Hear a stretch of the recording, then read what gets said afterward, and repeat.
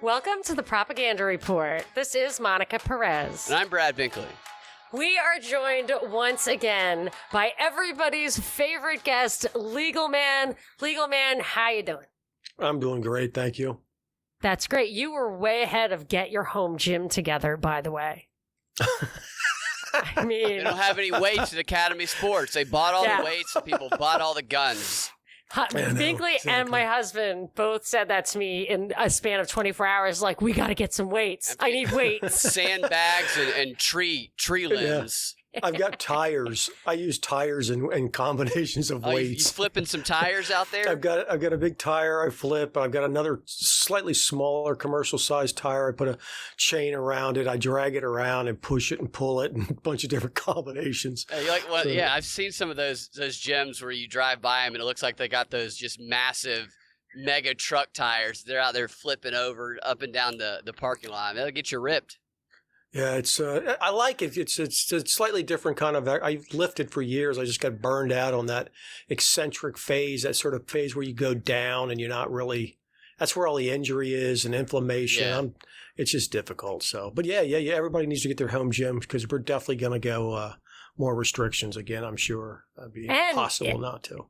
And it seems to me, I don't know if it's on purpose or not, it could easily be, that basically everything that's happening to us, from not going to the gyms to here out in California, the fires are keeping people indoors and keeping kind of a layer between you and your vitamin D.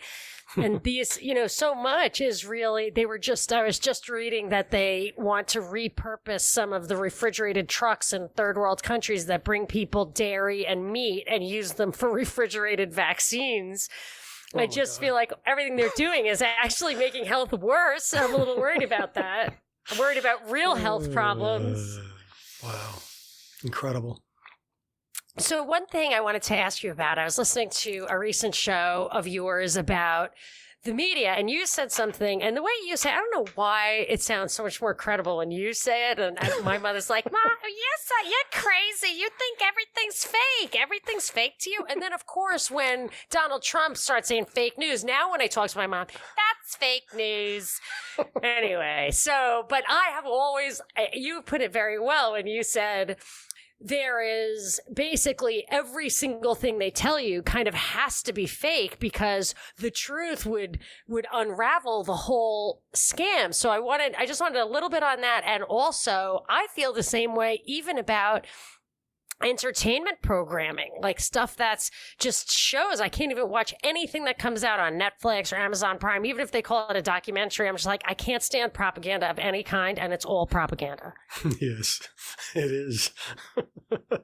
Well, as to the news portion of it and how they can never tell us the truth about anything, and that's sort of shin bone connected to the ankle bone is, the way people naturally, whatever they call it, waking up. I don't know if it's a great term. I'm not so sure I like it, but I use it too because everybody knows about it. It's, something triggers in people, and they for some reason, a story or something, they have a personal connection to it, or they have a reason, they start looking into it.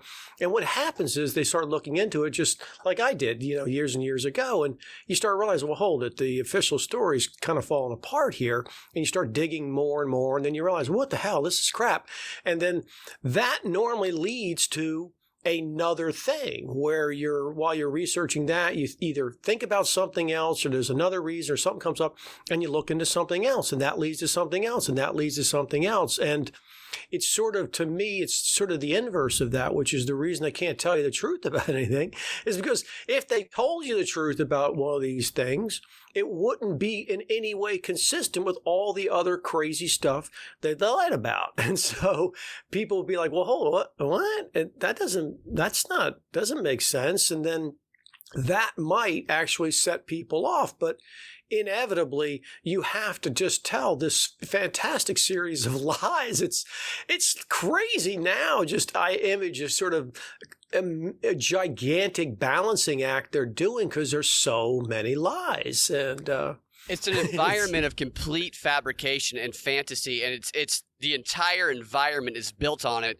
so that when you peel back the truth and you expose that truth about one little lie, it doesn't damage that entire environment of fiction that has been created around it, because it's so much broader and bigger than just the surface level lies. That actually reminds me of the stories they say if you go back on the World Trade Center, it was built as a kind of mesh network so that if a plane hit it, the rest of the thing would not fall apart. Yeah. And I think they do have some of that stuff in place, because you can point out like that the Tsarnaev brothers the uncle was in the CIA and they were being trained to be in the CIA, and people are just inoculated from that to the point where, like my mother used to be and now is, when anything's like anti-Trump, she now thinks there's fake news, but not if it's anti-Trump and all that kind of stuff. Or that's fake too. Like she has it all cordoned off in her mind.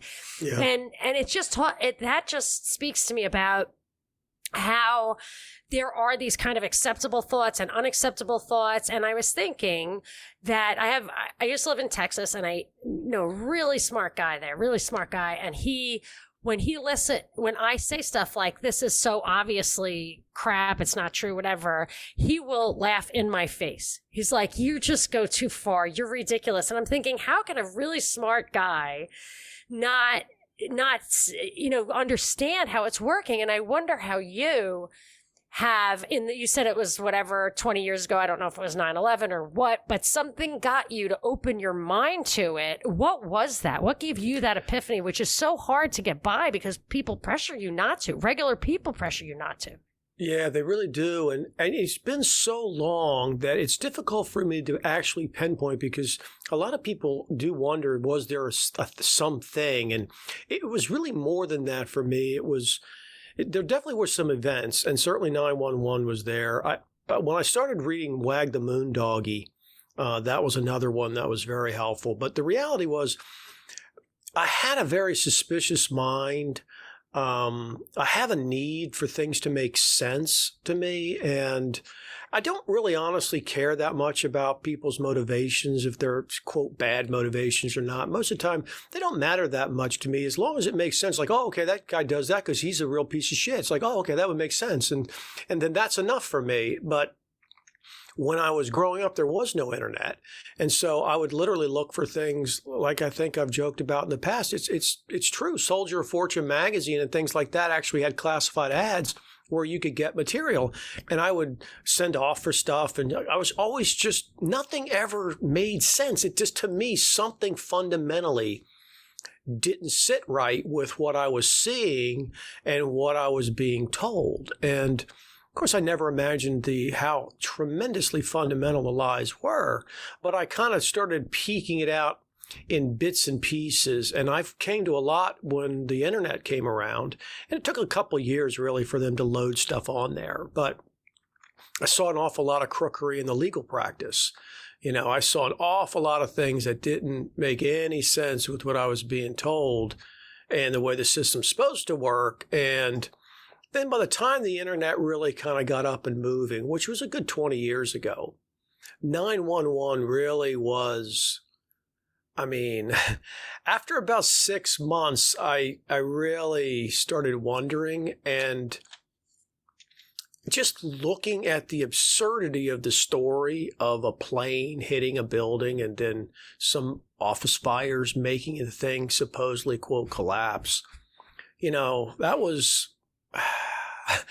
And then Dr. Judy Wood's book. Yeah, Dr. Judy Wood's book, her book is just it's so amazing, really, because I can clearly remember seeing those guys walking around talking about, bringing them coffee out there, and it's their shoes are melting, they have to change them each day and all this crap. It's like, how can you stand around on something that's hot enough to melt steel shank shoes, which is just way hotter. It's way hotter than a grill. You couldn't just walk around out on a grill. You'd be cooked. You're dead. It doesn't work. And yet they said that their shoes they'd had melted. Oh, they've melted this. It wasn't melting. And so that was kind of the very first really fundamental thing I realized, wow, they can tell a really big lie and I can be fooled. Well, that brings up an interesting thing. Oh, I want you to finish your sentence and then I'll. Yeah, for me, it was the realization that, wow, the scale of the lie that they can tell and that I can believe and be completely convinced is true was so startling to me at one point. I don't remember if it was the Gulf of Tonkin. I don't remember if it was, the wall coming down and all those Verona documents that got released. I don't remember exactly what it was, but it sort of coalesced around that 20-ish year time frame ago when I really started digging in on a, not going to say full-time basis, but so many hours and hours and hours and hours and hours a week I would spend on it. Well, I want to use that to leap into a really big thought that I've had lately, and I wanted to get your thoughts on, although hopefully I can articulate it in a way we can all grasp quickly. But when I think back at the narrative I've heard about bringing the vernacular to the Bible or the radio in the 20th century and then the internet, I feel like these big changes in media are always sold as being really democratizing. They're really meant to empower the people, inform the people, right? And of course, I think they're all scams. If you look at the vernacular, it just destroyed the church in favor of the kings, I think. And the radio obviously was just a propaganda thing.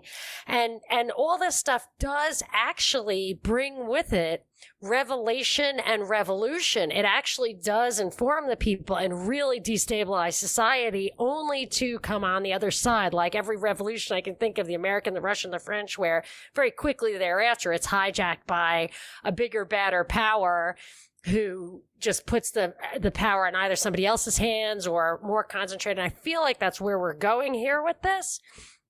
But so I kind of feel like they gave us the internet, they gave us even 9/11, not long after that, for half of us to really see, wow, this is super screwed up. And that in itself had us lose faith in a structure that was much more stable then than it is now. I mean, can you see what I'm getting at? Like a more complex kind of plot. And is that...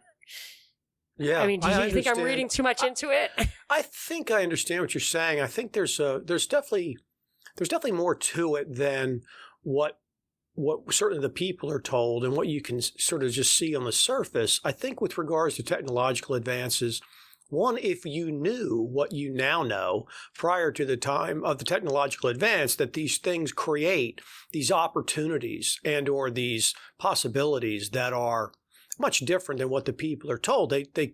They offer an opportunity to create serious social change because of this disruption and the fact that people take a hard time to get used to it. If you know that ahead of time, like Brzezinski clearly did when he wrote his book in the 60s, whatever it was, The End of an Age, and he could see the technological sort of changes that were going to come and all the real possibilities for controlling the people. And I think that if you have that information like we do now, someone like you or me, Binkley, we understand this. Say there was another one that came along, right? A new technological revolution. All we have is the internet, whatever it might be. You'd be able to see at that point, you and I could see going forward, oh man, this thing's dangerous. It could lead to X, Y, and Z. And so we're stuck only looking back because we really didn't figure it out until after the most recent technological revolution. And I think if we had that information, say, about the whatever it might be, the way the printing press changed things, if we'd understood the possibilities for that, when radio came out, then we would have been sitting around knowing that, wow, this is a dangerous time. This has a lot of opportunity for abuse. And so I do think that the people in charge behind the scenes, they know all that stuff. And they plan for it, they use it, and that's why it rolls out the way it does each time. Always breaking against the people, quote, coincidentally, every single time, just always against the people. Yeah, they use it and they do anticipate and they do war game these scenarios out. We've heard them talk about that stuff in these panel discussions that we've gone through with the World Economic Forum and Brookings and CFR and all those other ones.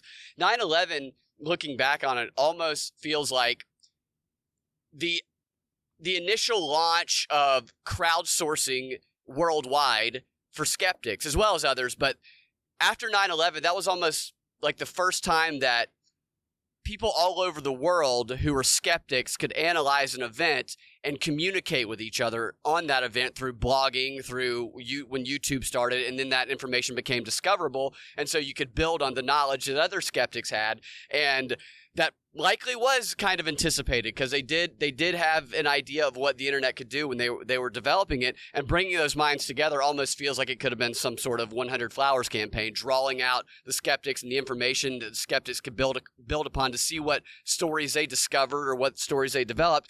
And I think looking at the next wave of this technology, I think is 5G. I think is the speed at which this information can travel and what can be done with 5G, I think is going to be this next breakthrough, or depending on how you look at it, weapon that's coming out in the information warfare. So what do we do with it, and or how can we use it? How's it going to be used against us? Yeah, I agree that 5G, the Internet of Things, is going to be a big deal. It's really going to be a big deal. Exactly how it's going to be used against us, I don't know. I honestly have not given it that much thought. But as to your previous point, I would definitely agree. And I've said for a long, long time, I did the vast majority of my sort of research more than 10 years ago, a lot closer to 15 years ago now. And I was saying at the time to people, I didn't have a voice outside of my friends and, anybody I talked to is, man, you better do your research ASAP, because they are loading into the internet so much disinformation and total bullshit with documents and fakery. And once a few years go by, see, if they unloaded a bogus document when I was doing it 15, 20 years ago, it was easy to trace. It's like, well, that's a load of crap. You can see that thing's new and it popped up and it wasn't in any of the previous sites and it would have been and whatever, yes, all these different reasons. Caught that, yeah. Right. But then now you look at something, it's been on the web for 15, 20 years. Okay. So if someone who's in their 20s now or 30s, that's basically their entire usable life for all practical purposes. So it looks way more credible. And you have all these older sources that are total disinformation that have become believable and credible just because now they've been around so long. They've been used in a million different ways. And like all disinformation, it always has a lot of truth to it. And they just mix in a little bit of dog shit in there. And it's so hard to tell yes. which part is which. And in the beginning, it was way easier, just like it is now on a sort of current event when it comes out, when you find the shill and the people pushing this official narrative nonsense. It's very easy to spot right away if you know what you're looking for. But for people 15 years from now, 20 years from now, it's going to be way harder to find because they will scrub out the legit stuff. They'll leave huge amounts of disinfo in there. And so research becomes more and more difficult every year. And so I would say that's, to me, one of the main weapons they have is this ability that time always works in their favor because they have virtually unlimited resources, unlimited computing power, unlimited access to all these things. And so they can just flood the market, and whatever happens to stick, they keep pushing that, they amplify that, and the stuff that's good, they keep minimizing. And over time, the stuff just disappears. And I think that very slow death by 1,000 cuts system is something they use all the time. I give people this sort of thought experiment all the time, which is, imagine that from the time you were born, you never, ever had to consider the idea that you might have to make a living. Just think how different your world would be if everybody you were raised around, they weren't ever thinking about, well, how are you going to get a job? What are you going to do? How are you going to make? That was no part of your life because your family wealth and all these connections were so incredibly huge. You had so much money and access to it. You're never going to be able to spend it in 50 lifetimes.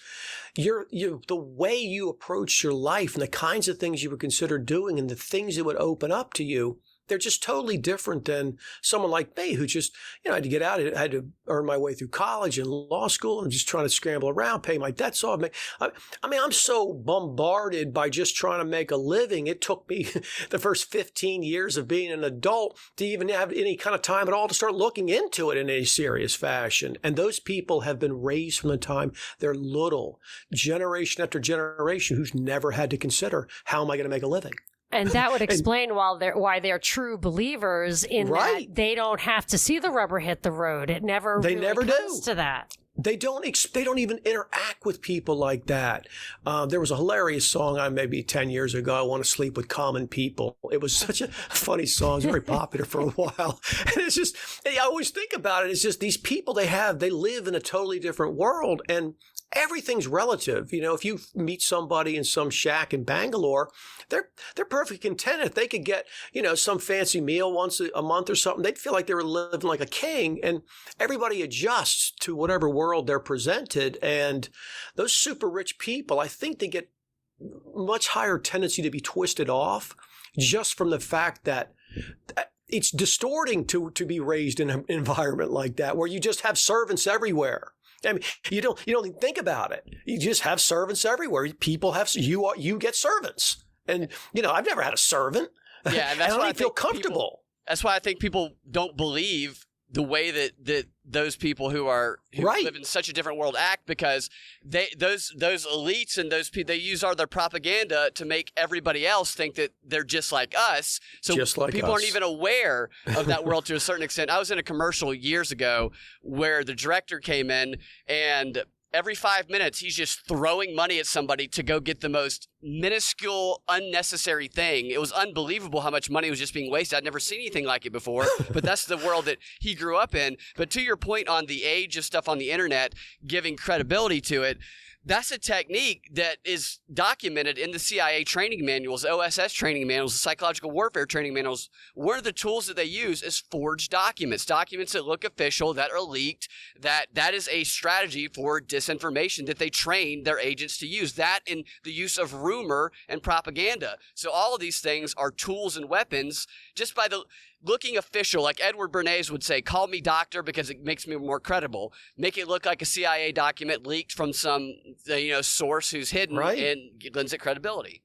Right. And once it's been sitting around, it's cited countless times, by their other disinformation agents who pass it around for years, and then legit people pick it up and they're confused by it. And it's just become so difficult to untangle. I go back all the time to the Barack Obama birth certificate. When we were living through that, I was telling people, look, you are now living through one of the simplest possible ones to identify, which is this is an altered PDF document. Where the guy was born, I have no idea. How can we know it's an altered PDF document? We can't do any research. It was so obvious. I don't even get that. Well, and they call it racist, so nobody will talk about it. And that was always my point, is that all that's going to happen in the future is this is going to be a footnote. And it's just going to be that some racist didn't want a black president, so they accused him of not having a birth certificate. That's it. That's all the story's ever going to be. But anybody who lived through it as an adult could see how it was breaking out, that there's this clearly an altered PDF document they simply refused to examine, bring forward. But anybody on the internet could pull the document up that was posted by the government for his document. I interviewed for a radio job at that time. And I brought that up. My thing was I was alternative. And I said, well, it's known that this guy's birth certificate was altered. And I was basically just hustled out the door. You're crazy, whatever. I'm like, but I'm not crazy. That's on the thing. Whatever. I think everything's a conspiracy, but this I can prove to you right here, right now. There's nothing to it. Right. You just look the thing up as a PDF document and you can just see how it was. But people don't want to hear it. And that's the main impediment to there's a guru. I get a big kick out of the guy. His name's Sadhguru, but he says a lot of funny stuff. He's really, really clever. And one of the things he says that I really, really like was he says, it's not difficult to wake somebody who's sleeping. It's very easy, actually. You go over and you touch them and they wake up, right? Yes. He says the problem is it's very difficult to wake someone who's pretending to sleep. And, you go over and you bump them and they roll over. They act like you sit them up, they still fall over. You kind of, Weekend with Bernie style. Oh, no, I didn't know. I was still asleep. That's the way most people are. They're not actually asleep. They know there's something very wrong and they don't want to wake up. So they just pretend to keep sleeping. And it's basically impossible to wake someone up who's pretending to sleep. because they're Well, pretending. Let me ask you about It's like an this. addiction. They have to want Yes. to really wake up. Too So- scary, right? Here's something that really puzzles me a lot is I talk to people, let's say my mom, who like Trump and they think that he's different. And then Mhm. he says stuff is fake and they believe that. Right. But then they believe him and they think, trust the plan. And I cannot distinguish. Maybe there is no distinction. I don't know, but I can't distinguish between the people who I almost kind of feel like they're all operatives. I'm like, how can you really believe it? But my mom is not an operative. Right. How is it that people like alternative, people who think they think outside the box are just thinking inside a different box? I mean, do you think that there's a whole, there's a kind of side stream media, like the mainstream media, they all just read from their script. Is there a side stream media that is also reading from a script? Or are they just people who are casting about for the truth and got misled, or both? Yeah.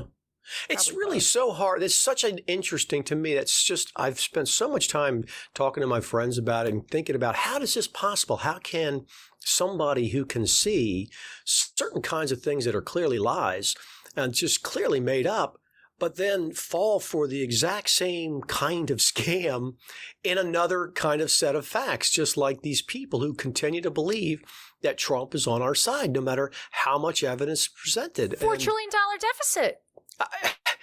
He's These are pushing for the Republicans. vaccine. He's getting the military involved. This is insanity. He won't rescind the national emergency. It's endless amounts of facts that you can put forward. They make no difference to people because ultimately it's always the same. When you push them too hard, they just say, "Well, he's still better than Biden. Still the best choice. What would you No, do?" that's not true. They don't. No. No, I mean, it's not true that it would be better than Biden. If Biden Yeah, were it's there, just all those different. people would be at the mall with me, course. raising hell. That's right. Nobody would put up with it. But, I mean, you can't argue with people who they don't want to face facts. And it's very frustrating, I think, certainly it used to be extremely frustrating to me. And I sort of vacillate up and down between being very frustrated, depending on other things, and not being that frustrated with the people, just because I've kind of made a lot more peace with it. If you didn't know me 10 years ago, I was crazy. I was so pissed about it. But how can these people not figure it out? The I mean, stakes are so high now. They are. Like I think back at Harry Brown's How I Found Freedom in an Unfree World, the book he wrote, and I remember at the time reading it and thinking, this is a great way to just carve out your own life. Maybe and I think to myself, you have to like not have kids and not care about anything. Maybe that's not a great, people who don't have kids do care, but I'm just saying you have to like really insulate yourself from caring about the world. And I even felt when I read that, and I love him, that we kind of have some moral obligation? Like my mother makes fun of me. God's up in his heaven. You should just not worry so much. I'm like, yeah, but did he put us here so that we could just wait to die and like, to hell with it all, right? I mean, or are we here to actually try to defend? Because there is a really sinister plot afoot. If you look at the Event 201 guys who planned this, and they're the same people, World Economic Forum, who are planning the Great Reset, and it's not just 5G, it's 5G with technology and biology merging. That's what they say they want. I mean, this is... Maybe we can just relax, Binkley one. But did you have a comment on that? I know that was something that was interesting to you. Yeah, I think a challenge is that we're all living in Plato's cave, and there is a light that is shining out from the outside into that cave, and people will seek to follow that light and to exit the cave. And the people who control the information, propagandists, they are aware of that, and they are aware that people will seek that light, so they seek to intercept that journey, to co-opt that journey out of the cave, to shine artificial light, to divert away from the actual light, and to put them on a path of wokeness that they believe they're waking up, when in reality this artificial light that they have co-opted, and this journey they've co-opted, is just leading them deeper and deeper into that cave under the guise of believing that they are walking out of it. If that makes sense. It's intercepting the journey out of the cave to lead people deeper into that cave. So it's certainly going on at some level. For me, I just think the most difficult thing for most people to believe is that there are people who are so different than them. They're just so different than them. These are people who truly, they can never get enough.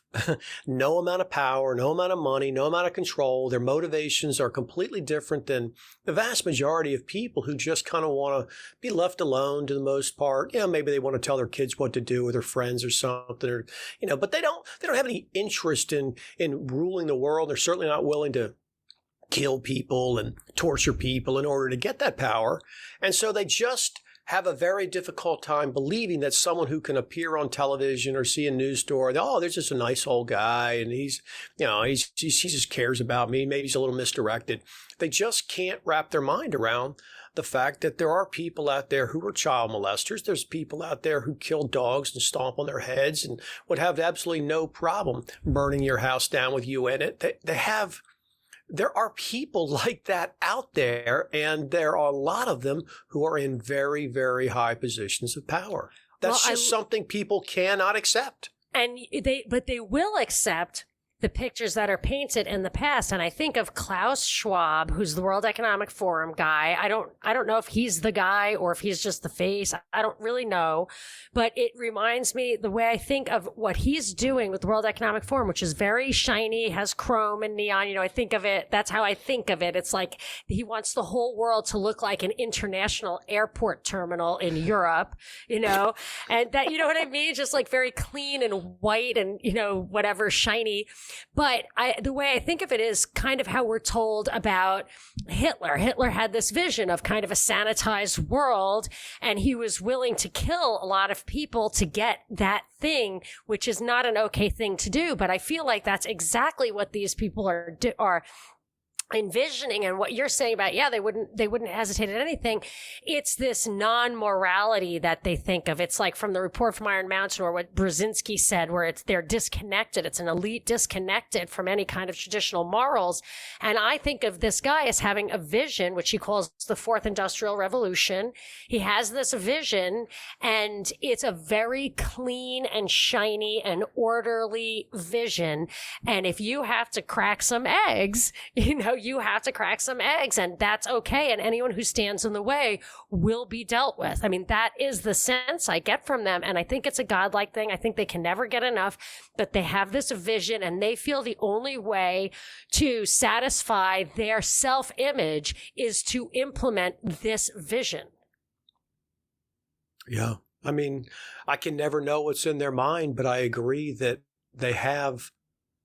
they just have these grandiose plans and images of themselves such that nothing's ever enough. But, our history books are constantly filled with sort of self-aggrandizing people. Alexander the Great. I mean, what kind of person decides he wants to conquer the world?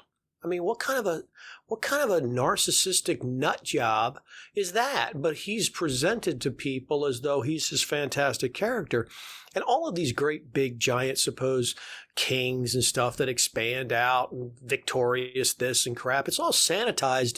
You're not seeing the guy getting his arm chopped off and head stomped on in the field by the thousands and thousands, and all the people who are being left with no father and lost their husband and their homes are burned down. You don't see any of that. You just hear about the glory and the amazing this and that and the expansion of the kingdom. And, they teach everybody in those kinds of words, and they have in the movie too. They have it in TV shows. Everything's this sanitized version, and the individual's never seen. It's no different than why people believe in these absurd sort of liberal economic theories. At the broken window, the people don't see all of the things that would have been there had the window not been broken and fixed. And it's the same thing. You don't see everything that would have existed if these guys hadn't rolled through and excuse me, and changed society. And they just pitch them as these great heroes. And I think a lot of people just can't accept that there are people who actually do it. to your point, Monica, they do seek out, and we heard some of that in the World Economic Forum from supervillain Klaus Schwab, who is a literal supervillain. If you look and listen to him, He looks like one. Yeah, if you the way watch he our sits, he's just videos you think of it. that the floor's going to open up and a globe's going to rise up. It's and like he was the mini-me guy who's the Austin Powers was you couldn't write a modeled better after him. supervillain. Yeah. And Dr. Evil. this merging Yes, with exactly, Dr. technology Evil. and 5G and the promise of a superhuman type existence is something that they pursue that most people have never even heard of transhumanism. Right. Right. Oh, I wanted to ask you something, legal man, about this. May I? Was that a question, Binkley? No, Can I go? was just commenting. I was connecting Yeah. that to what you were saying earlier. Yeah, I did want to hit on something a little bit outside of the pure current events kind of thing, in Sure. that I did get the Forbidden Archaeology book that you recommended. Oh, yeah. And I've already read a couple hundred pages. It's really, really great, totally gripping. And it was different from what I expected. I expected it to be like the forbidden history stuff about aliens and that kind of thing. But it was so well documented. You're absolutely right about all told you. these finds, all these archaeological finds that Right. completely disrupt the timeline that we're told. And it went right hand in hand with many articles that have come and gone, just flashed across the screen, never to be heard of again, but I made Right. mental notes of them, where they say, well, oh, we thought this was another subspecies of human beings, but ends up that was just somebody who had like big eyebrows and it's really the exact same person. And every one of these things disrupted my idea of what their story, their narrative of like evolution of human being was, because there's really no missing link. And this guy said that there was evidence of the kind of modern man possibly millions of years ago, which Right. really speaks to the fact that, to the possibility, which I think is true, that human beings are truly distinct from animals in a really significant way. And that just blew my mind. And I can give you questions, but I'd like to hear, what you're thinking. Yeah. Well,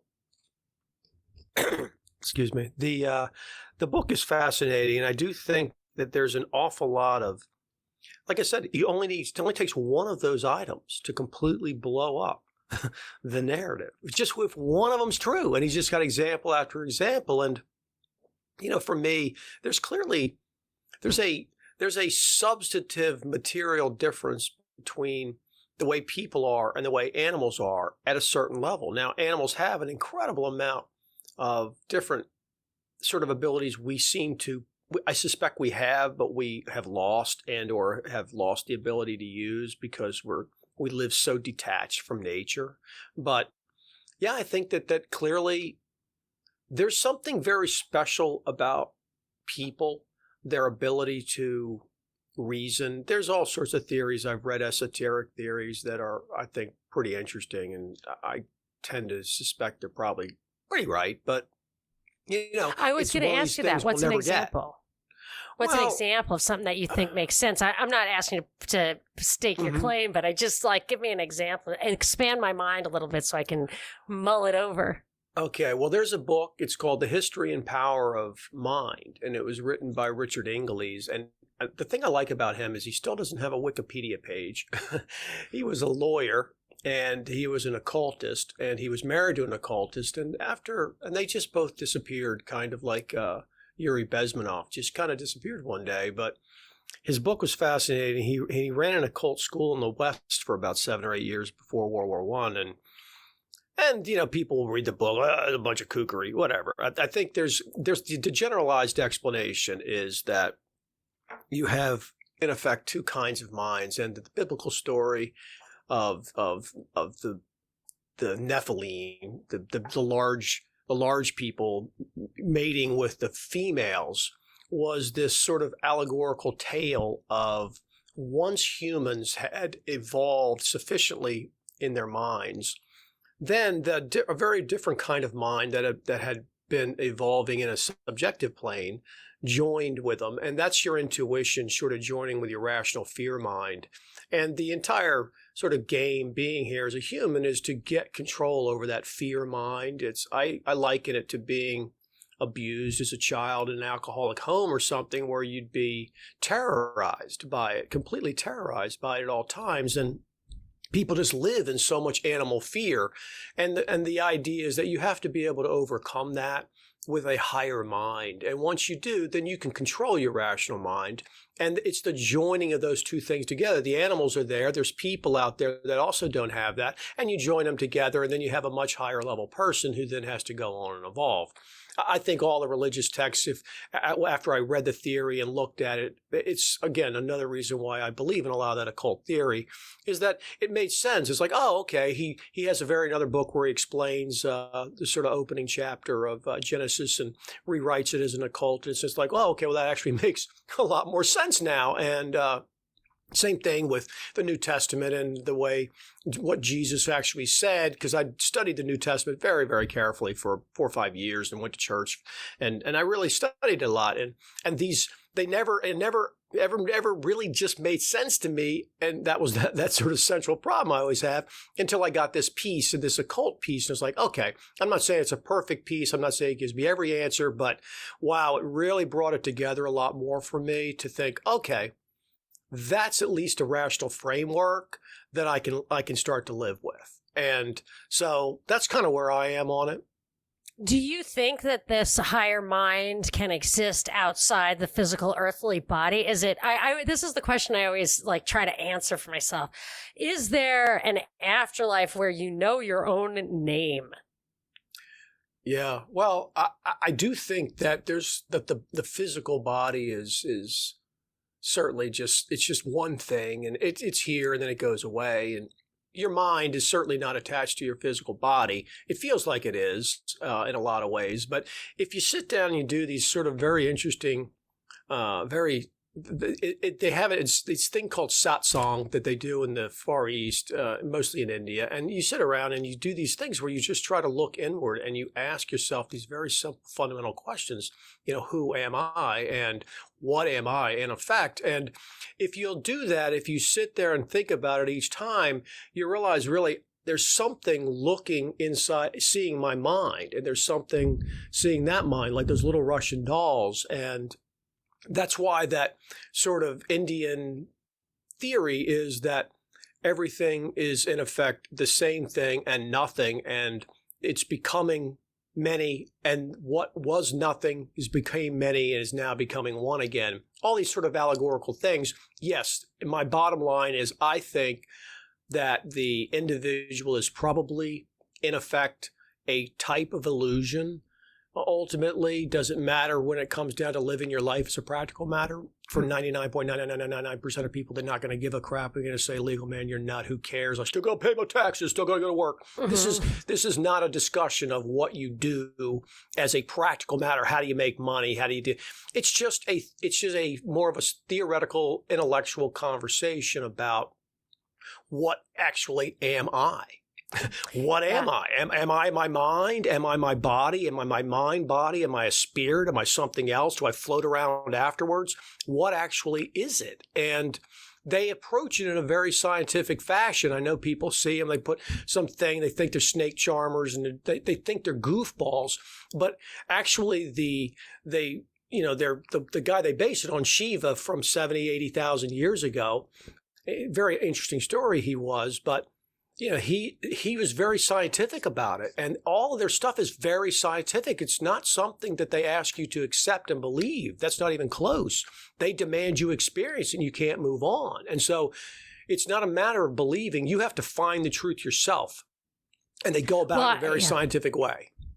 I was thinking, I have never found an explanation from science that explains consciousness. You know, they say, well, your consciousness is your brain, but the consciousness itself cannot be explained simply by the physiology of the brain, I think. And then also when I was reading yoga, I took yoga. I was doing yoga for exercise, and I thought, man, somebody really cracked the code on the body. Let me look into this. And I was so surprised to discover it was a spiritual thing. I started reading this Yoga Sutras, and it was so interesting. And then I also was trying to figure out, have we made any progress on the question of the existence of God since the Greeks? And really, scientifically, I would say know, except for that some of the tenets like life cannot come from non-life, order cannot come from chaos, kind of supports the whole thing. Quantum theory supports free will. But the one thing I took away from the yoga, the actual reading the stuff, was from a Swami Satchidananda, that the question of the existence of God is both unanswerable and irrelevant, because the answer for happiness or fulfillment here is the same as we are told it would be if you were preparing for the afterlife, which is to free yourself from the material desires that torture you anyway. So it's kind of funny that I feel like that it's maybe Gnostic or something, like where you actually the answer you need, to the extent that you need it in this context, is there for you to just find from self-examination. But I don't know, that's Love Binkley. You have something on that too, right?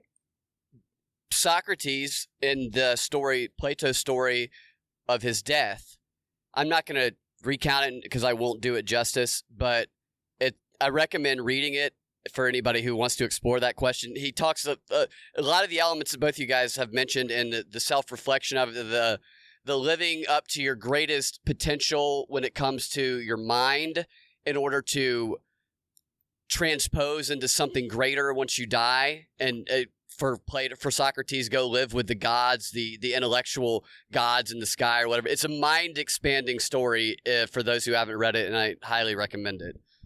Because it's Socrates talking on the existence of God. It's just, I mean, it'll change your life. I haven't read it. I'm so interested. I think I started to just see if he got a real answer for me. What did you? Yeah, he's got an answer.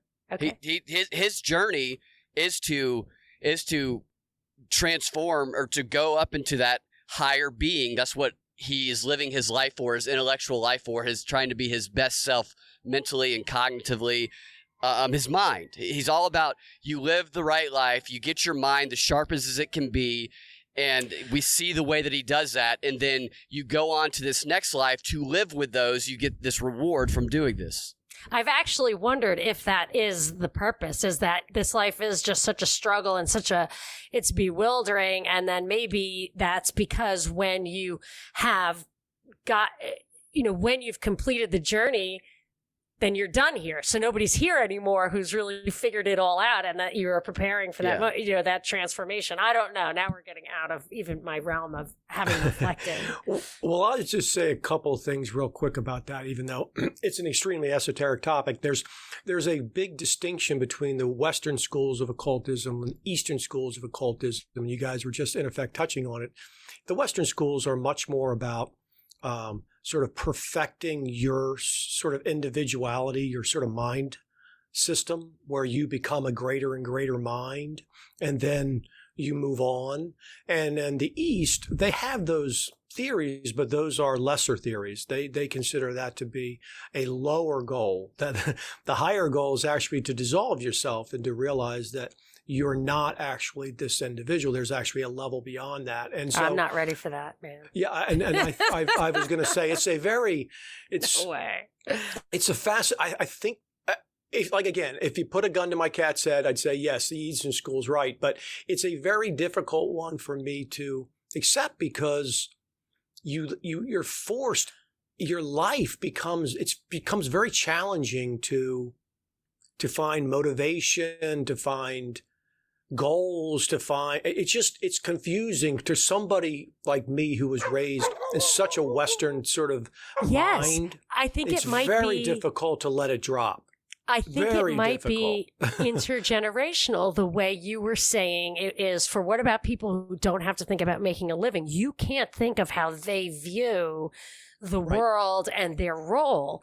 And I think that's what I thought with yoga. I actually tried to adopt some of the principles, like don't worry about stuff anymore. And I'm telling you, I forgot to make my kids lunch. I missed planes, Right. I would take pleasure in washing the dishes, but it would take me 2 hours, because like every dish I'd be like, wow, look at that.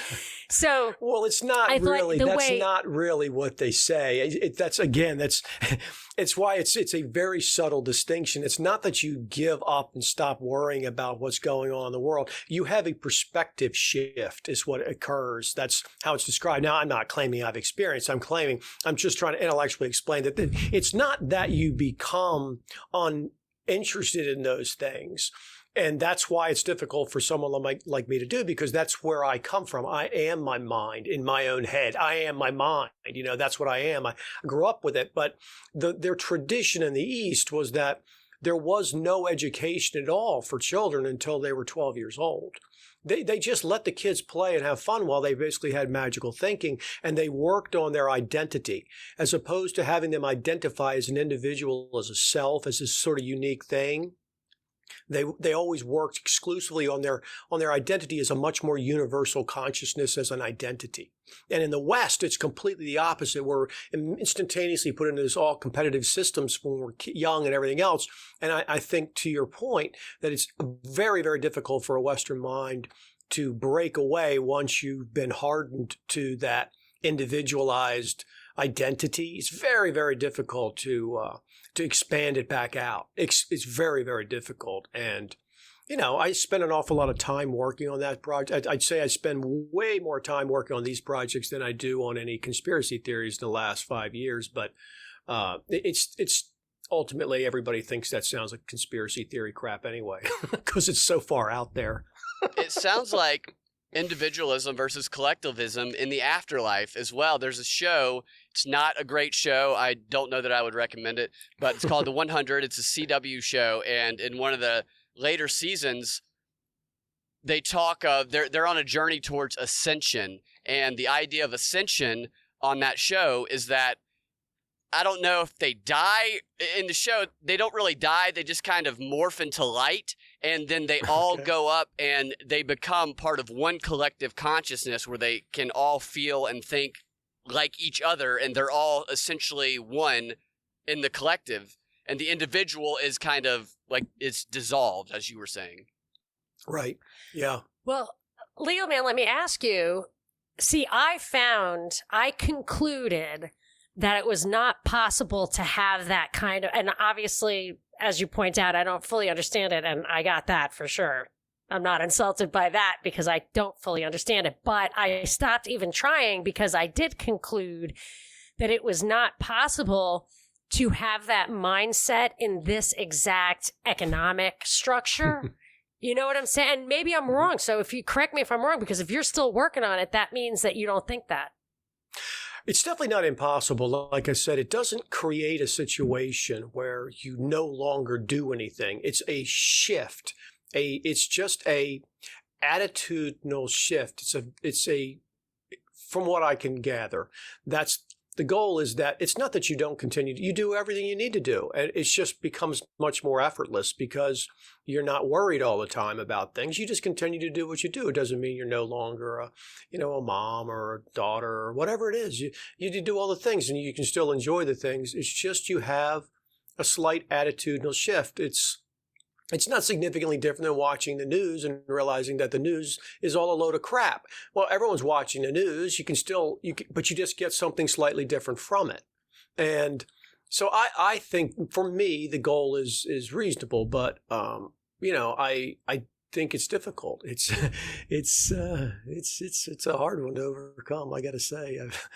I found a lot of parallels between the fact that so many things that were presented in our regular sort of phenomenal life that we experience, the news and the people and the education and the work and all that crap, and what a load of crap it all is, and how it's just fundamentally not true. And I find it interesting that the images I have of who I am and what happens to me after, and what all those things also appear to be quite fundamentally untrue that I was taught in the West and what I was raised with. And I find it an interesting sort of ways they've coalesced into a truth seeking, which is what I do all the time anyway. And it's like, this is sort of like the final one, that if I can actually realize this one, if this one's experienced, if I can experience that one and realize, yes, it's not just something I can intellectually understand, it's something I can experience and know, just like I know the government is a piece of crap and does not have my best interest at heart. If I could know it as solidly as that, well, then that would really kind of be the end of the searching.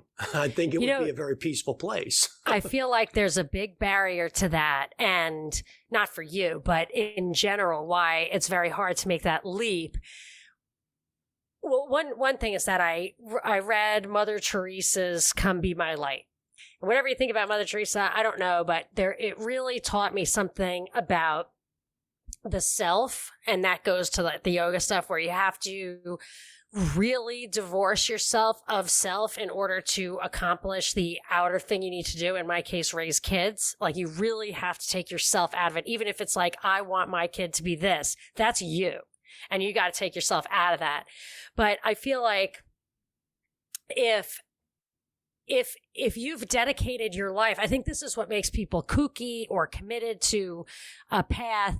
Once you're 60 and you've done everything in your life to support a certain worldview, even if it's like the government's good, or like this COVID thing, like it'll be very hard, I think, for people to deal with the psychological fallout of realizing that your life is a lot. Like, at some point, I think if there's a chance St. Peter might say, hey, you paid taxes to those murderers, go to hell. And I'll be like, you're right. I did think of that.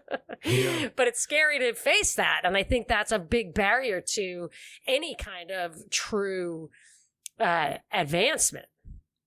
Well, no doubt. I mean, the biggest problem in this sort of very extremely occult conversation we're having is that the big impediment is being willing to give up this idea of an individual, and that you are this individual thing, because it feels like that's all there is. And I don't profess to have made tremendous progress in the area.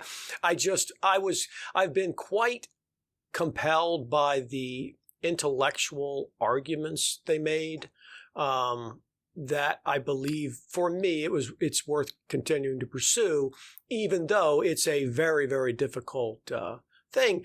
But the people who've gotten there, they say it's really not difficult, that you're just putting the barriers up yourself because there's something holding you back from wanting to know it. And that's why I say it's a very interesting sort of similarity between that and the people who don't want to wake up to the realities of the world. Maybe I'm just as much of a hypocrite. I don't want to wake up to the fact that I'm not really me. Legal management is just an illusion. I think recognizing the question is in itself the first step to the answer. But I want to just circle back to a couple of more concrete things, and then wrap it up with something I wanted to ask you about what you're up to in your work. So one thing, I listened to a recent show of yours, and you pointed out that the system does not scale, this government. And I heard, maybe you know the guy's name. It was a professor who did this YouTube video. I spent an hour looking for it last night, where he said that about the Civil War. He was like, it doesn't scale. The system doesn't scale. And he made the same point you did. I doubt you have heard him. I'm sure it was independent, but where it's just like there aren't enough representatives. And then I would say it just doesn't even scale geographically, like regionally, government should be different. But that the number of people represented by each representative when the Constitution was written compared to what it is now, it's just clearly can't be the government that was envisioned.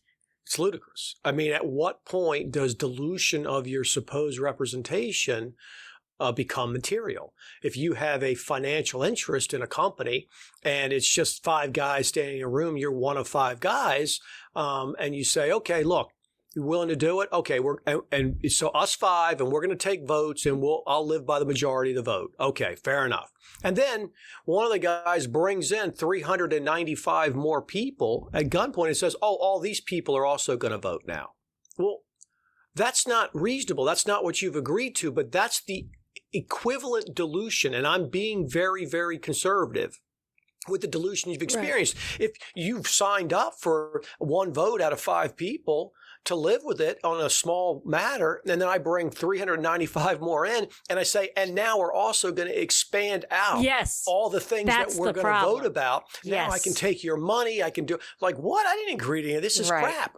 And that's why you can't compare the two. They aren't the same. And in fact, my show on Thursday is going to be about another version of this, about the founders. I get so sick and tired of hearing about the founders. This situation we're in is in no way equivalent.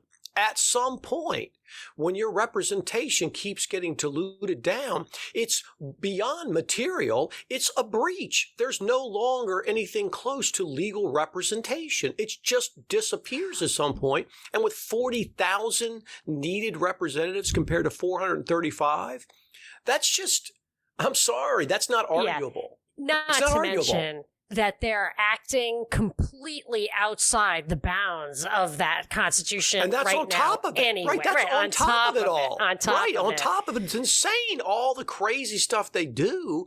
I don't even have to make the argument on that side. The dilution is too great. It's under no circumstances can it exist. You can't possibly have the representation they talked about. Nobody would run around fighting a war to have one representative out of 750,000 people. That's Actually, idiotic. to tell you the truth, I wouldn't fight a war that allowed people to vote my rights away at all.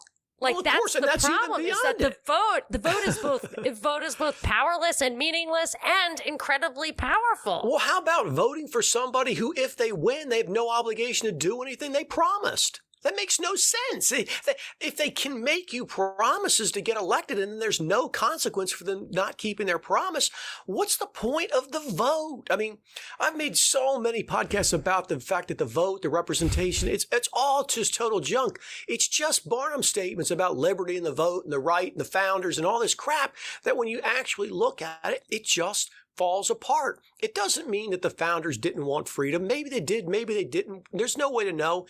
It's an impossible, pointless argument.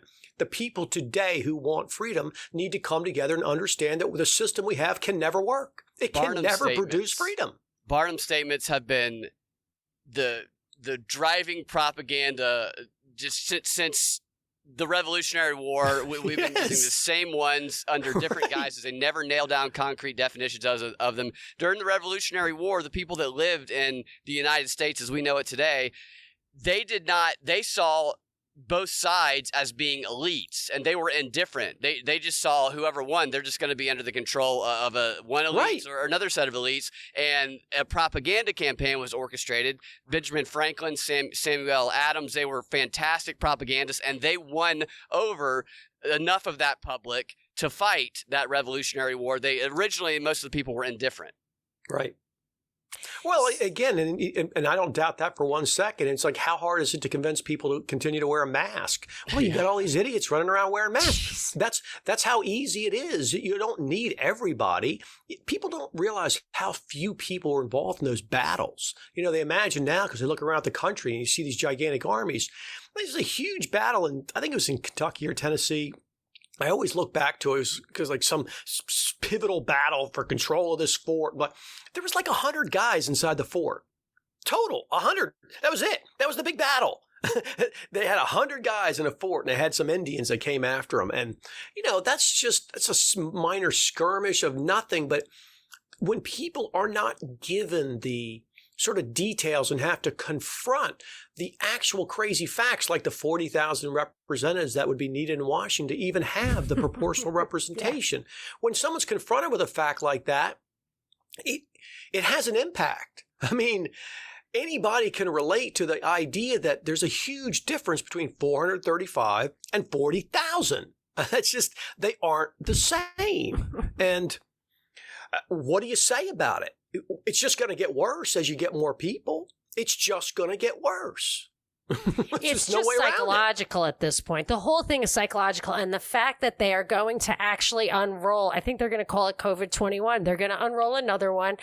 And the evidence before your eyes is not going to be any greater. So it's just, all of this is just psychological. And I absolutely think that people are willingly not looking at the truth for whatever reason. I do not know.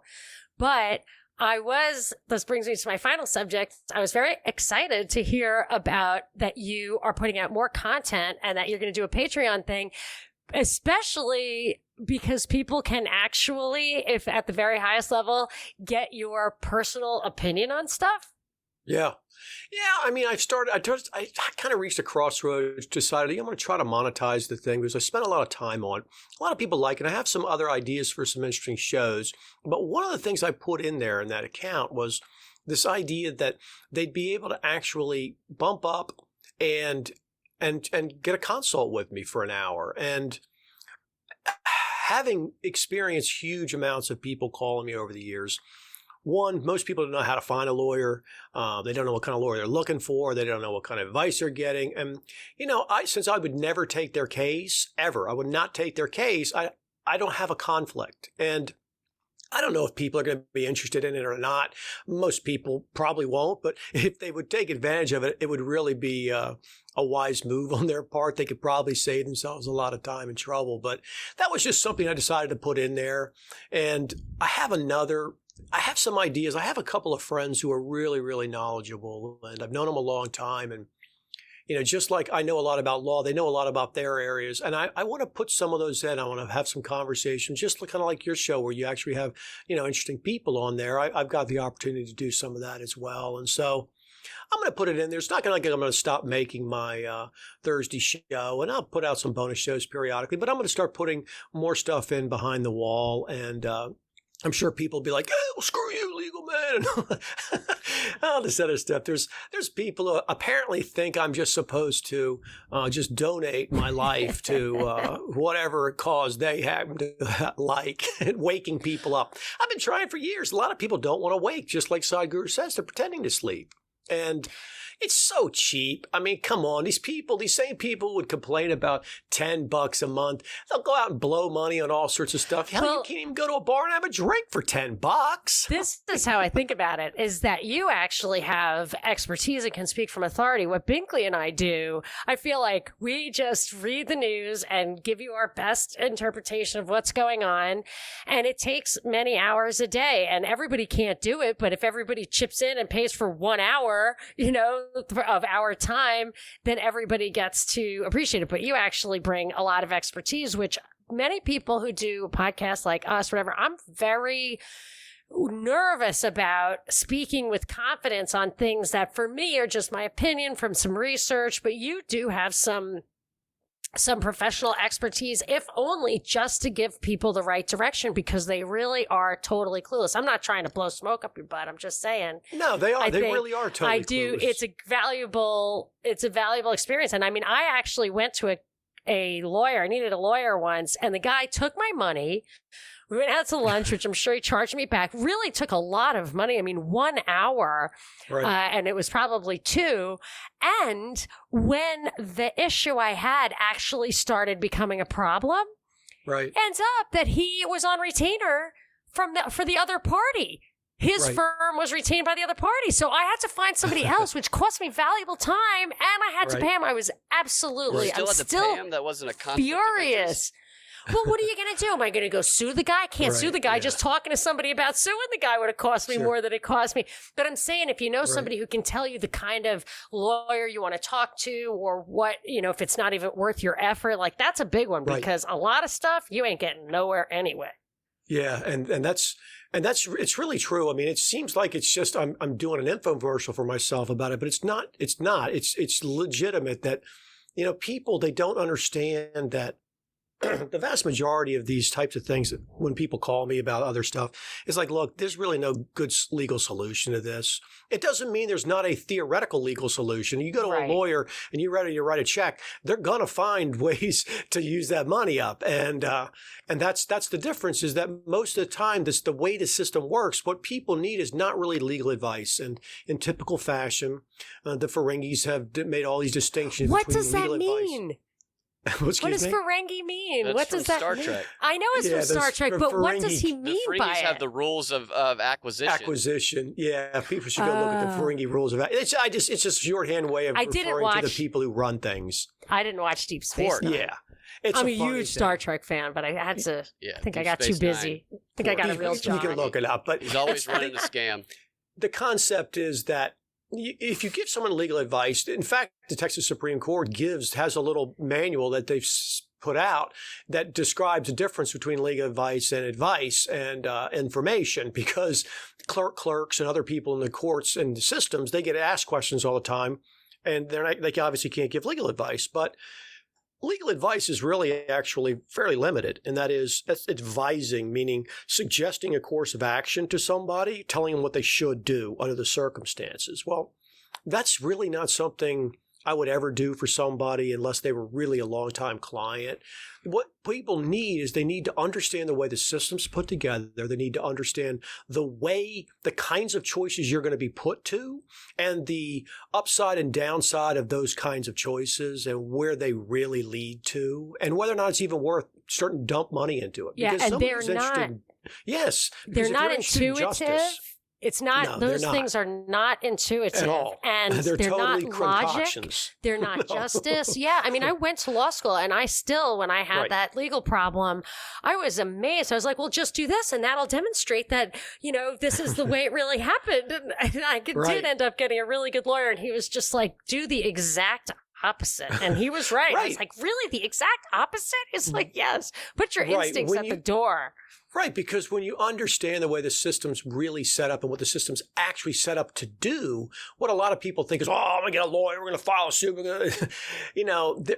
people don't understand all the different problems you might have, so they can file a counterclaim against you. Well, now they got a counterclaim. Well, so what if it's junk? They can continue to pursue it. You can't dismiss your case, and if they don't want to dismiss theirs, you'll still be in a lawsuit. There's 1,000 little things that happen to people that aren't about legal advice. They need to understand the way the system works. And it's interesting because it's funny that came up because I'm actually going to release a bonus show tomorrow. It just sounds like almost like a ShamWow commercial, but I am. It happened to be on the same topic. I'm putting it out there because I'm giving people an idea of the way the system works, and kind of a lot of the kinds of, it's just an idea of the kind of stuff I've done in my past and how far different it is from what they might imagine the practice is like. And I hope people like the shows because it'll give them some insight into the fact that I started my career a certain way and went to did these multiple different things, and all the crazy stuff I found in each one of the areas that are just, it's so different than what I even imagined as a lawyer it would be when I got into it. And then certainly what someone who's a layman looking at it from the outside, getting fed stuff from media and news about what the law is all about and how it works. It's just so totally different. I mean, what is your Patreon called? It's just patreon.com. It's just /the Quash.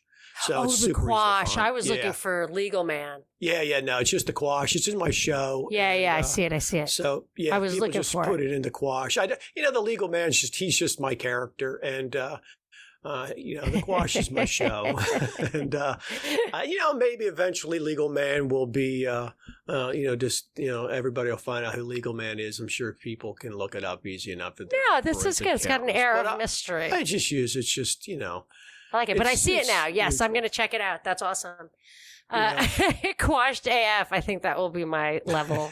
I think that's the tier I'm going to go to. That's the beauty. You just go in, you can do some stuff if you want, and then if you want to bump up for a month, you can, and you bump back down. And, and then, like I said, most people like everything, like we know in media and social media and everything else, vast majority of the people are never going to be participants. They're always just going to be observers, and they won't comment, they won't call, they won't do anything. And a lot of people won't ever join either. And, to the extent that's fine, that's fine. Everybody gets to make their own decisions. Well, let's just hope that it's worth your while, because there are some times when only an episode of The Quash will really hit the spot. When you come in and you're pissed off at somebody, you're like, see, exactly. Everybody knows I'm right. Sometimes it's like vicarious venting.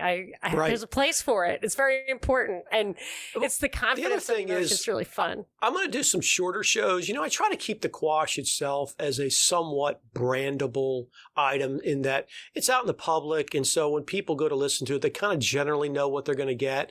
But inside there, I'm going to have some more freedom to do some shorter shows. I'm going to do some more news-driven kind of short pieces.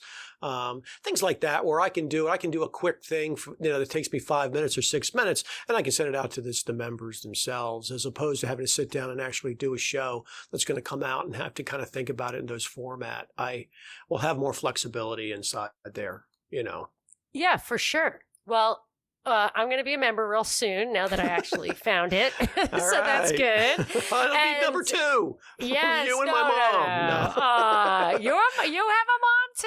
Yes. So She sounds a lot like yours in a lot of ways, to the extent that I love my mom and I go see her fairly often. We have a lot of spirited discussions. And I think the Quash has actually opened her mind to a lot of things that I've told her for 20 years. But, it's a lot different when you sit down in a sort of formal format and you just listen to somebody like it is on the radio, which is what these podcasts like y'all's show is. It's different. It engages your mind in a different way than it does just to have a conversation with somebody. It just does. What it is, I can't explain it, but it does engage it in a different way. Yeah, well, it's definitely working. You're getting the people's gears moving in there, and it is always a huge pleasure to talk to you. You are really... Boy, are you a fan favorite here? So I guess everybody feels that way. They really like a little longer format to get to know you. So you are always welcome on the show. And I do wish you luck in that endeavor. And we'll talk to you sometime after the election. And oh, yeah. Not that it'll be interesting to quibble about the details, but sure. I think the direction will be the same. However, whenever we get a result, we may not get one for. Yeah, right. Talk to you in February. President Pelosi. Yes, it'll be entertaining for sure. I'd love to do that. It will. Okay, well, good luck, and I'll see you on Twitter, Legal Man. Okay, thanks so much, guys. Y'all have a nice day. See you later.